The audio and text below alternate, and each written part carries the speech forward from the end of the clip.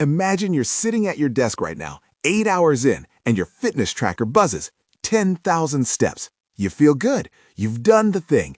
But here's what nobody told you. That number was invented in 1964 by a Japanese marketing executive trying to sell a pedometer before the Tokyo Olympics. The device was called the Manpoke, 10,000 step meter. Not a doctor's recommendation, not a clinical trial, a product name. That number jumped off a gadget into government health guidelines, onto your wrist, and into your head, and almost nobody questioned it. So researchers at Harvard finally did.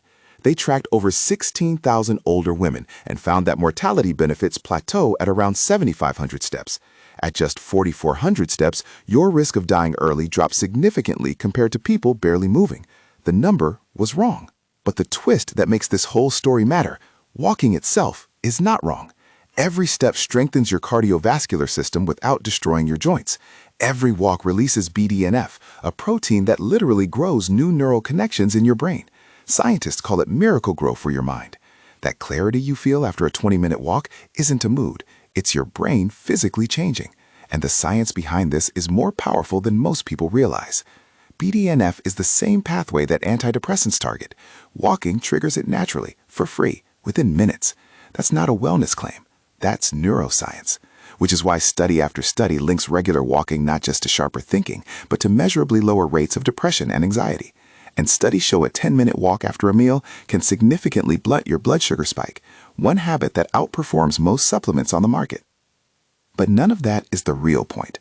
The real threat is this. The average person sits for 11 hours a day.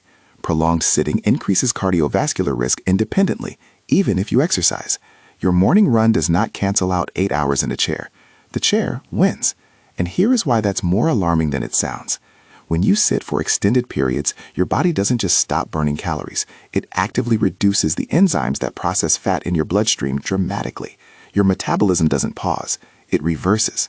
That is why you can eat well, exercise daily, and still struggle if the hours in between are spent completely still. The person walking 5 minutes every hour is doing more for their heart and brain than the person doing one intense workout and sitting the rest of the day. That chair you're in right now is doing more damage than a bad diet. Here's what makes this whole story remarkable. The 10,000-step myth accidentally did something brilliant. It gave millions of people a simple, memorable reason to move. A Japanese ad man in 1964 with zero medical training may have done more for global public health than almost any doctor in history, not because the number was right, but because it was sticky enough to change behavior. Movement is the oldest medicine. The goal was never the number. The goal was to make you move. And if you've been sitting for the last hour watching this, that's your cue. Get up, walk for 5 minutes. Your brain will literally be different when you come back.